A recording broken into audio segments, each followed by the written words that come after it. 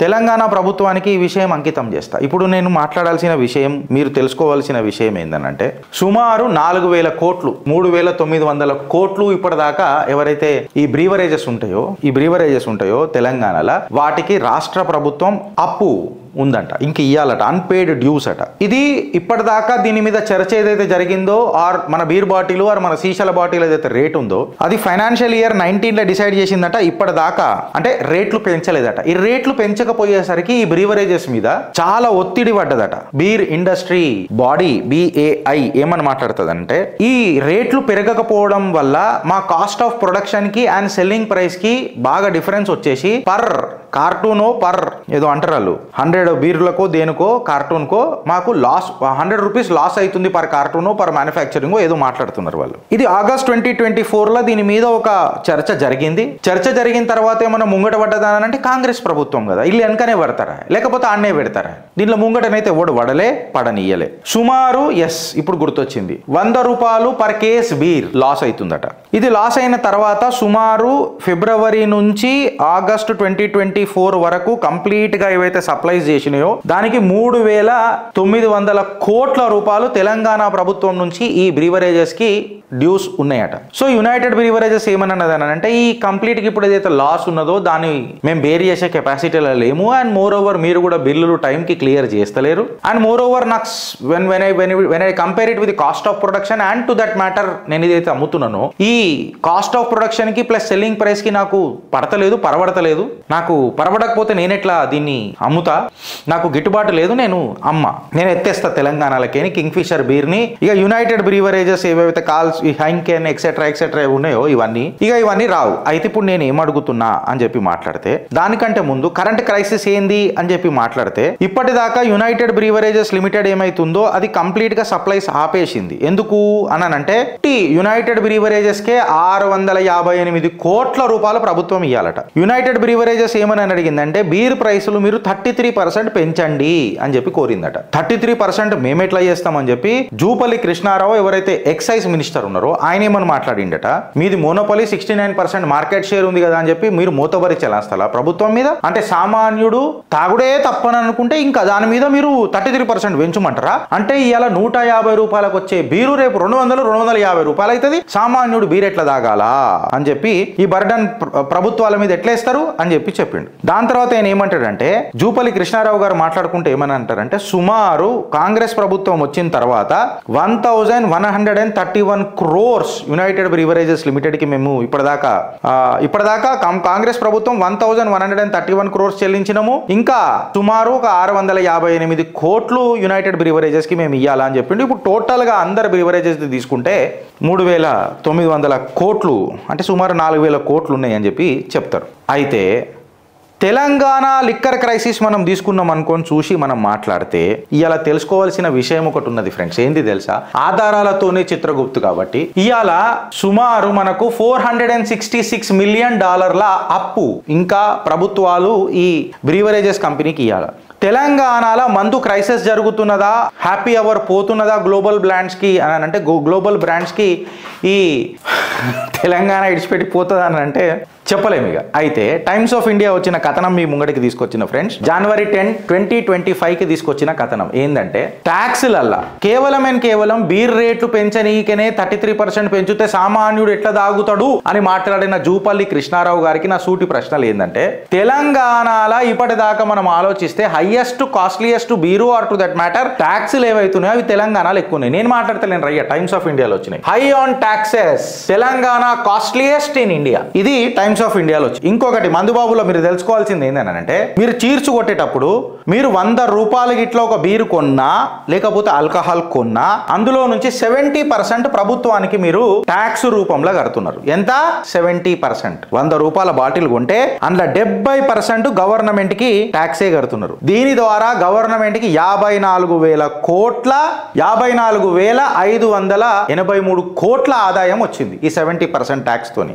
జూపల్లి కృష్ణారావు గారు 33% మీద మాట్లాడతాడు. మళ్ళీ 70% ఏదైతే మీరు బాత్తున్నారు చూడు దాని మీద ఎవడు మాట్లాడాడు. అయితే అయితే ఇంకా లైసెన్స్ల పేర్ల మీద దాని మీద పాలసీ 2 years రెన్యువల్ మీద ఎక్సెట్రా దాని మీద కూడా రెవెన్యూ వస్తుంది 38,000 కోట్ల నుంచి. మళ్ళీ దాని తర్వాత అప్లికేషన్ ఫీ అనేది ఉంటుందో అదొక 3,000 కోట్లు. ఇదంతా కలిపి ఒక మంచి రెవెన్యూ వస్తుంది రాష్ట్ర దీనికి. అయితే ఇప్పుడు ఇక్కడ అర్థం చేసుకోవాల్సిన పద్ధతి ఏందనంటే ఇండియా అనేది ఆల్కహాల్ కి booming market, world's 8th largest market by volume, ప్రపంచంలోనే 8వ స్థానంలో అంటే బూమింగ్ ఇండస్ట్రీ ఆల్కహాల్ ఇండియాలో. ఎస్టిమేటెడ్ ఏందనంటే సుమారు $45 బిలియన్ బిజినెస్ అయింది లాస్ట్ ఇయర్ ఈ ఆల్కహాల్ లా. భారతదేశం మొత్తంలో తీసుకుంటే భారతదేశంది సుమారు $45 బిలియన్ బిజినెస్ అయింది. స్టేట్ గవర్నమెంట్లు కూడా ఈ రాబడి పెంచుకోనికే ఈ రాబడి మీద చాలా ఆధారపడి ఉంటాయి. అందుకే ప్రైసెస్ కానీ ట్యాక్సులు కానీ సప్లై చైన్లు కానీ అందులో డైరెక్ట్ గవర్నమెంట్ ఇన్వాల్వ్మెంట్ ఉంటుంది. ఇక తెలంగాణ కాడికి వస్తే లార్జెస్ట్ బీర్ కన్జంప్షన్ స్టేట్ ఏదన్నా ఉన్నది అని అంటే, అత్యంతగా బీర్ కన్జ్యూమ్ అయ్యే స్టేట్ ఏదన్నా ఉన్నది అని అంటే అది మన తెలంగాణ స్టేట్. అయితే ఇప్పుడు ఈ రెగ్యులేషన్స్ వల్ల ఈ ఆల్కహాల్ బీర్ ఇండస్ట్రీ మొత్తం క్రైసిస్ లకు పోతుంది అని అంటే పోతుంది. బీర్ మార్కెట్లు అంతా క్రైసిస్ లకు పోతున్నాయి అని అంటే పోతున్నాయి. విస్కీ అండ్ స్కాచ్ ఏవైతే ఉంటాయో వాటి మీద కూడా ప్రభావం పడుతుందా గిరీషు అని అంటే ఖచ్చితంగా పడుతుంది. ఎందుకనంటే వీళ్ళు సకాలంలో ఇళ్ళకు డ్యూస్ కట్టరు, వీళ్ళు సకాలంలో డ్యూలు కట్టరు కాబట్టి వాళ్ళు ఎక్కడికైనా లోన్లు తెస్తారు. లేకపోతే ఇప్పుడు 100 రూపాయలు ఇవ్వాలని అంటే నాకు పే కాంగ్రెస్ టీఎం అని అన్నట్టు మాట్లాడతారు. వీళ్ళకు మామూలు ఇవ్వాలా, మామూలు ఇస్తేనే బిల్లులు బయటికి వస్తాయి. కామన్ కదా. మీరు కర్ణాటకలో మాట్లాడారు, మళ్ళీ ఇక్కడ మాట్లాడతలేరు ఎందుకు? ఆబ్వియస్గా వాడు ఏదైతే రేటుకి ఇవ్వాలనుకుంటాడో వాడు ఇవ్వలేడు. ఇక కాల్స్బర్గు ఆ కాడికి వస్తే మన బాయిష్ ఇవి ఎక్సెట్రా ఉన్నాయో అవన్నీ సుమారు తెలంగాణ ప్రభుత్వం వాటికి 40 కోట్ల నుంచి 150 కోట్ల వరకు రెస్పెక్టివ్ కంపెనీస్లలో రెస్పెక్టివ్ అప్పులు అంటే వాళ్ళకు డ్యూస్ ఉన్నాయట. క్రక్స్ ఆఫ్ ది ప్రాబ్లం ఏందనంటే అసలు తెలంగాణలో సప్లై అవుతున్న ఏదైతే మందు సప్లై చేసే మోడల్ ఉంది కదా అదే మెయిన్ ప్రాబ్లం అని చెప్పి విశ్లేషకారులు మాట్లాడుతున్నారు, ఆర్థిక నిపుణులు కూడా మాట్లాడుతున్నారు. ఎస్పెషల్లీ ఈ ఆల్కహాల్ ఇండస్ట్రీ నిపుణుల గురించి మాట్లాడుతున్నారు. అండ్ మోర్ ఓవర్ ఇవి నేను Hindustan Times or to that matter Times of India నుంచే తీసుకున్నా. లిక్కర్ కంపెనీస్ ఏవైతున్నాయో వాళ్ళు ఏం చేస్తారని అంటే మన గవర్నమెంట్ ఆపరేటెడ్ డిపోట్స్ కి పంపిస్తారు. ఈ గవర్నమెంట్ ఆపరేటెడ్ డిపోట్స్ ఏం చేస్తాయి అని అంటే మళ్ళా రెస్పెక్టివ్ రీటైలర్లకు పంపిస్తాయి. ఇప్పుడు ఇది ఏమైతుంది అంటే ఈ ఆల్కహాల్ కంపెనీస్ ఏవైతే ఉంటాయో ఖచ్చితంగా రాష్ట్ర ప్రభుత్వం పేమెంట్ చేసేదాకా ఖచ్చితంగా ఆగాల్సిందే. ఇక ఎందుకంటే నేను ఒక మ్యానుఫ్యాక్చర్ని, నేను ఎవరికి డైరెక్ట్ రీటైలర్ కి ఇస్తలేను. నేనేం చేస్తున్నా గవర్నమెంట్ ఆపరేటెడ్ డిపోట్స్ కి ఇస్తున్నా. గవర్నమెంట్ అక్కడ ఆపరేటెడ్ డిపోట్స్ నుంచి రీటైలర్లకు పోతున్నాయి. సో నాకు పైసలు ఎవరు కట్టాలి? గవర్నమెంట్ ఆపరేటెడ్ డిపోటే కట్టాలా. ఈడు కట్టలేదని అనుకో ప్రభుత్వం చెప్పేదాకా ఈడు కట్టాడు. ఈడు కట్టకపోతే ఈ కంపెనీలు ఏం కావాలా? దివాలాలు తీస్తాయి. సో ఈ multi layer scrutiny or to that matter ఈ తెలంగాణ మోడల్ ఏదైతే ఉందో కంప్లీట్ గా ఒక నిజంగా చెప్పాలని అంటే ఫాల్తూ మోడల్ అని అంటారా లేకపోతే మంచి మోడల్ అని అంటారా ఇక ఇది మీరే చెప్పాలి. ఇట్లా ప్రభుత్వం ఎందుకున్నది మందమ్మిన తర్వాత ఎంత వచ్చిందని ఆమ్దాని చూసుకొని డైరెక్ట్ ఇక్కడ అది అక్కడ పోతే అయిపోయాయి. ఇప్పుడు మనం కార్లు కూడా అమ్ముతున్నాం, మనం ఆయిల్ కూడా అమ్ముతున్నాం, మనం నీళ్లు కూడా అమ్ముతున్నాం, మనం ఫినాయిల్ కూడా అమ్ముతున్నాం, మందులు కూడా అమ్ముతున్నాం. ఇక్కడ గవర్నమెంట్ డిపోలు ఎక్కడ లేవు, కేవలం ఈ మందుల దగ్గరనే ఉన్నది. సో మళ్ళా ఈ మందులలో ఏమన్నా మతలబు ఉన్నదా అని చెప్పి మాట్లాడితే ఇక తెలంగాణలో ఈ డిలేడ్ పేమెంట్లు ఆ కాడికి వస్తే ప్రైస్ ఫ్రీజింగ్ పాలసీ ఇవన్నీ ఈ బీర్ కంపెనీలని క్రైసిస్ లకు నూగుతున్నదట. సుమారు ఇప్పటికీ కంప్లీట్ గా 15 to 20% ఏదైతే యునైటెడ్ బ్రేవర్స్ యాన్యువల్ సేల్స్ ఉంటాయో అంటే ఇప్పుడు మన ఈ కింగ్ ఫిషర్ ఈ హింకెను ఇవి తయారు చేసే బీర్లు ఏవైతున్నాయో ఈ కంపెనీ 15 to 20% తెలంగాణ స్టేట్ లో అమ్ముతుంది. ఇప్పుడు సస్పెన్షన్ చేసిండ్రు అని అంటే కేవలం వాళ్ళకు గిట్టుబాటు ధర అయితలేదు, మాకు వర్కౌట్ అయితలేదు, మేము ఎత్తేస్తున్నాం అని చెప్పిండ్రు. అయితే 70% ఏదైతే ట్యాక్స్ కంపెనీ మన ఏమంటారు ప్రభుత్వాలు వసూలు చేస్తున్నాయి కదా కంపెనీల మీద ఆర్ టు దట్ మ్యాటర్ తాగేటోళ్ళ మీద మన మీద, దీని మీద ఎవడు మాట్లాడా? అదే పెట్రోల్ లో ₹1 పెరిగింది అనుకో అల్లా కల్లోలం అయిపోతుంది దేశంలో. ఆహా గరీబోడు ఎట్లా బతుకుతాడు అని చెప్పి మాట్లాడతారు. మళ్ళీ గరీబోడు ఎట్లా తాగుతాడు అని చెప్పి మన జూపల్లి కృష్ణారావు గారు పుణ్యం కట్టుకున్నాడు కాబట్టి నేను ఆయా పుణ్యాత్ముడికి కొన్ని ప్రశ్నలు వేస్తున్నా. మళ్ళా తెలంగాణ రాష్ట్రం వచ్చిన తర్వాత ఇప్పటికి 4 సార్లు ట్యాక్సులు పెంచబట్టే. 8% 2014 ఉండే, అది 2017 వచ్చేసరికి 10% అయింది. 2000 డిసెంబర్ లా 2019 డిసెంబర్ కి వచ్చేసరికి 20% అయింది. దాని తర్వాత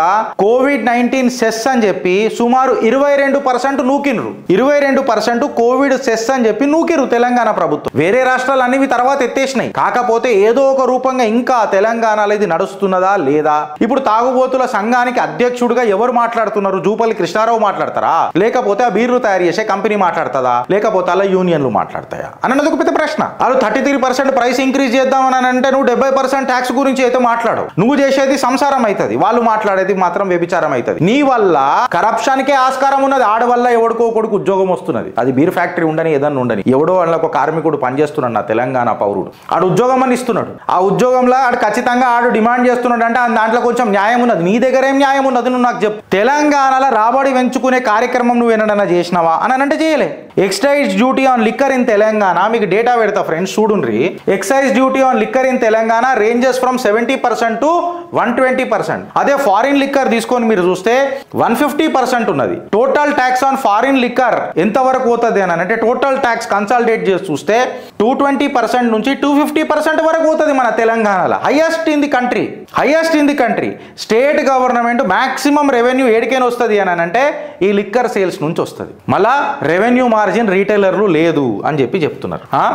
ఇప్పుడు నేను ఏం మాట్లాడుతున్నానంటే the price of liquor in Telangana has increase significantly. For example 60-50 ml ఏదైతే 650 ml బీర్ ఉంటుందో అది కేవలం 22 రూపాయల తయారవుతుంది. మీరు వింటున్నది కరెక్ట్. ఈ 650 ml బీరు 22 రూపీస్ నుంచి మ్యానుఫ్యాక్చర్ అవుతుంది. దీన్ని ఎంతకు అమ్ముతున్నారు?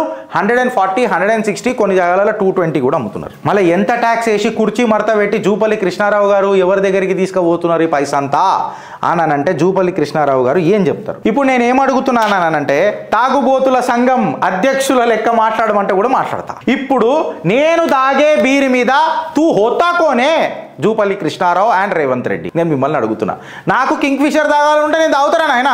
నేను కింగ్ ఫిషర్ తాగాలంటే కింగ్ ఫిషర్ తాగుతా, అది నువ్వు డిసైడ్ చేస్తావా నేనే తాగాలన్నది? నీకేవో కిక్ బ్యాక్స్ కోసం చేస్తున్న ఆలోచన తప్ప నువ్వు నిజంగా ఏదన్నా చిత్తశుద్ధితోని పని చేస్తున్నావా తెలంగాణలో నాకు చెప్పు. సిగ్గు తప్పిన ప్రభుత్వాన్ని నేను సిగ్గు లేకుండా ఇలా అడుగుతున్నా, సిగ్గిడిచిపెట్టి అడుగుతున్నా.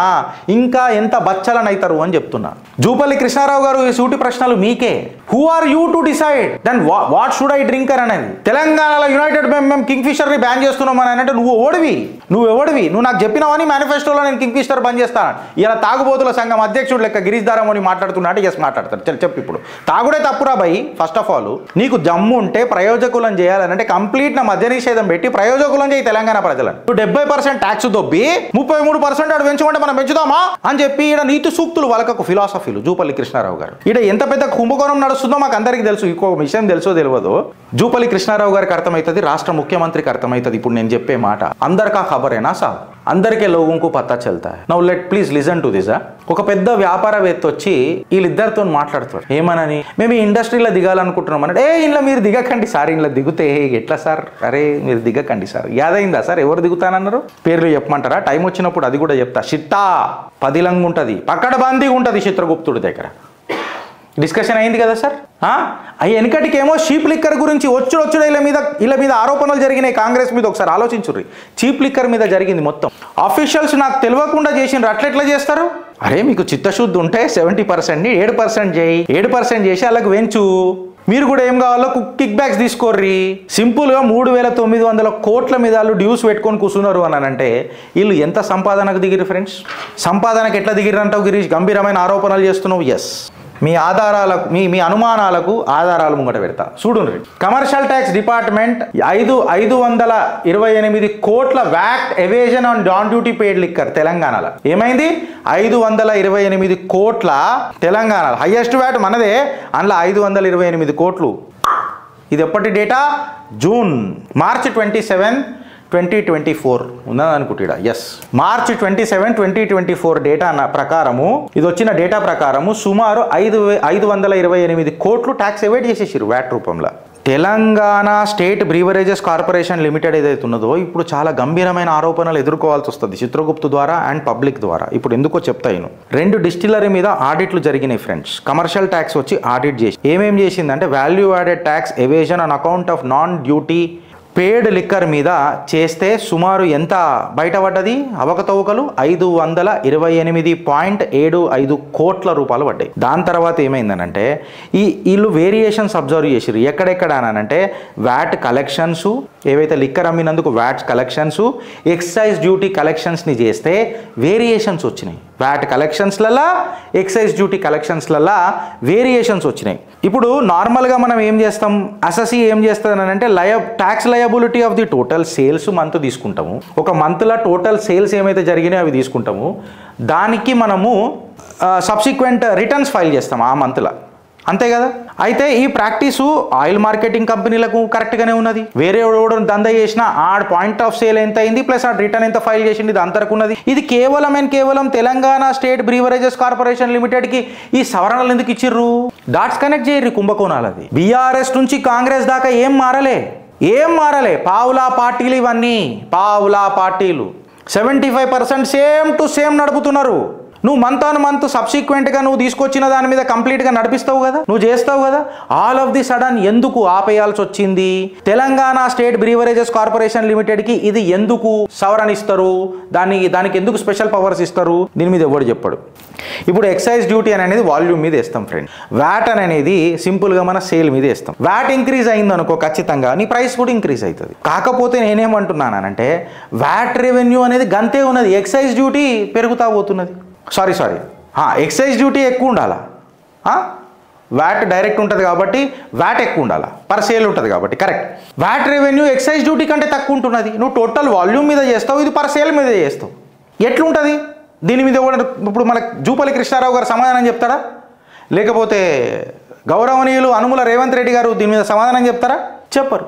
ఇగో ఇప్పుడు ఇవన్నీ తీసుకొని చూస్తే ఈ వ్యాట్ కలెక్షన్స్ ఇంకా ఎక్సైజ్ డ్యూటీ కలెక్షన్స్ తీసుకొని వేరియేషన్ చూస్తే 528.75 కోట్ల లొల్లి జరిగింది. ఇది కాగిపోయిందా లొల్లి అని అంటే ఇది కాగదు. సుమారు టైమ్స్ ఆఫ్ ఇండియా వచ్చిన ప్రకారం, హిందువులు వచ్చిన ప్రకారం డేటా తీసుకొని చూస్తే మనము చూడు రిఫరెన్స్ డేటా ఎట్లున్నదో. 123.82 lakh proof litres of liquor has escaped of all kinds of duties and taxes. అంటే 123 లక్షల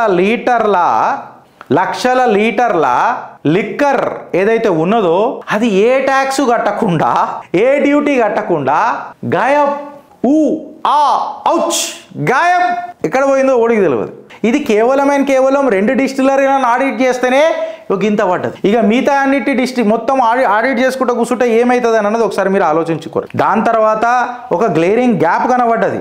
బాటిల్స్, కేసెస్ ఇవన్నీ హోలోగ్రామ్ కాడికి వద్దాం. ఇప్పుడు హోలోగ్రామ్ ఉంటుంది కదా, జిఎస్టీ ఫాల్స్ డిక్లరేషన్ మీద చేసిర్రు ఈ హోలోగ్రామ్లది కూడా. ఎట్లా అన్నానంటే టెండర్ ఏమిచ్చిర్రు హోలోగ్రామ్ సప్లైకి? ఎవరికి ఇచ్చిర్రు? యుఎస్సి హోలోగ్రామ్స్ ప్రైవేట్ లిమిటెడ్కి 0.21 పర్ హీల్ అంటారు, హోలోగ్రామ్ అంటారు ఇచ్చిండ్రు. ఈడేం చేసిండు మళ్ళా? ఎవడు యుఎస్సి హోలోగ్రామ్ చూడు సబ్ కాంట్రాక్ట్ ఇచ్చిండు. ఎవరికి ఇచ్చిండు? యూఫ్లెక్స్ లిమిటెడ్ అని చెప్పి ఒక కంపెనీకి 0.12 పర్ హీల్ అని చెప్పి ఇచ్చిండు. వీళ్ళిద్దరు కలిసి తెలంగాణ స్టేట్ బ్రీవరేజెస్ కార్పొరేట్ లిమిటెడ్కి ఈ హోలోగ్రామ్లు సప్లై చేస్తే ఈ హోలోగ్రామ్లు పోయి డిస్టిలరీలకు ఎంతకు అమ్ముకున్నారు? 0.30 పర్ హోలోగ్రామ్ అమ్ముకున్నారు. మళ్ళీ నువ్వు బిజినెస్ చేసినప్పుడు, సేల్ చేసినప్పుడు ఖచ్చితంగా జిఎస్టీ కట్టాలన్నా వద్దా? నువ్వు జిఎస్టీ ఎగదొబ్బిను ఈ హోలోగ్రామ్ల మీద. ఎవరు? తెలంగాణ స్టేట్ బ్రీవరేజెస్ కార్పొరేషన్ లిమిటెడ్ ఇవన్నిటిని ఎగదొబ్బి ఇది టోటల్గా ఎంత అయిందిరా అని చెప్పి ఆలోచిస్తే 78,78.49 lakhs ఎగగొట్టిరు. ఇప్పుడు నేను జూపల్లి కృష్ణారావు గారికి సూటి ప్రశ్నలు అడుగుతున్నా. నేనేం బీరు తాగాలో నువ్వు డిసైడ్ చేస్తావా? నువ్వు 33% ఇంక్రిమెంట్ చేస్తే తాగుపోతే ఎట్లా తాగుతాడు అని చెప్పి మాట్లాడుతున్నప్పుడు మళ్ళీ 70% ట్యాక్స్ కుర్చీ మడత పెట్టి మీ ప్రభుత్వాలు తీసుకొని ప్రభుత్వ పైసలతోని మీరు ప్రజలను బిచ్చగాళ్ళని చేస్తున్నారు. సరే, వచ్చిన రెవెన్యూననే మన సక్రమంగా యూజ్ చేస్తున్నారా అని అంటే సరైన టైంలలో జీతాలు అని పరిస్థితులు, జీవితం ఉంటే చాలు జీతాలు ఎవరికి కావాలా అన్న పరిస్థితికి తెలంగాణను దిగజార్చిర్రు. దరిద్రాన్ని తాండవం చేపిస్తున్నారు తెలంగాణలో. ఎవరు? వెనకటి పింక్ పార్టీ, ఇవాళ ఈ పావులా పార్టీ. అసలు ఏం మారలే. అధికార పక్షం, ప్రతిపక్షం, అంధకార పక్షానికి ఏం పెద్ద తేడాలు ఇవాళ 3 పార్టీలు ఒకటైపోయినాయి తెలంగాణలో. Let me be very vocal in my subject. ఇంత పెద్ద హోలోగ్రామ్ స్కామ్ జరుగుతున్నదాడ జిఎస్టీలు కట్టకుండా. ఈడ ఎక్సైజ్ డ్యూటీ వర్సెస్ వ్యాట్ కలెక్షన్స్లలో వేరియేషన్స్ జరుగుతున్నది. అది 528 కోట్లకు దారితీసింది. ఈడ సుమారు 3,900 కోట్ల రూపాయలు డిస్టిలరీ కంపెనీలకు ప్రభుత్వం కట్టాలా? ఇంత రాబడి వస్తుంటే ఇంత లాస్ ఎందుకు అవుతుంది? వ్యాట్ పర్ సేల్ ఇంక్రీజ్ కావాల్సింది ఎక్సైజ్ డ్యూటీ కంటే ఎందుకు తక్కువ ఉంటున్నది? దీని మీద జూపల్లి కృష్ణారావు గారు ఏమన్నా మాట్లాడగలుగుతారా? అసలు రేవంత్ రెడ్డికి ఇది అర్థమవుతుందా? లంకె బిందెల మీదనే నీ luck. You are a Lucky Bhaskar mister Revanth Reddy, you are a Lucky Bhaskar. లేకపోతే ఈ చిట్టా మొత్తం తీసుకుపోయి ఒక దగ్గరికి పోతారా? ఆ రాణుల దగ్గర ఆ రాణులు మొత్తం బల్బం బట్టి నేర్పిస్తారా? ఇట్లా కాదు, గిది గిట్లా, గిది గిట్లా, గది గట్లా అని. నేను పేరు ఎవరిది చెప్తలేను, మీరు ఊహించుకోండి ఎవరు. నువ్వు జాగృతి కా అని చెప్పి నేను ప్రతిరోజు మీకు ఎందుకు చెప్తా తెలుసా? ఇగో గిందుకే నేను కూడా మస్తు మసాలా మాటలు మాట్లాడొచ్చు ఫ్రెండ్స్, మస్తునే మసాలా మాటలు మాట్లాడడానికే. బట్ రాష్ట్ర ఖజానా కొన్ని కోట్ల, వేల కోట్ల ఖజానాన్ని లూటీ చేస్తున్నారు. అందుకే ఆడు 10,000 రూపాయలు కూడా ఇస్తున్నాడు ఒక ఓటు కొననికే, 1000 రూపాయలు కూడా ఇస్తున్నాడు ఓటు కొననికే. నీకు ఇచ్చే 1000 ఆడ కోట్లు సంపాదిస్తున్నాడు రా అయ్యా. అది నువ్వు అర్థం చేసుకొని జాగ్రత్తగా ఉండు. ఆలోచిస్తావా లేక అనుభవిస్తావా? భారత్ మాతాకి జై.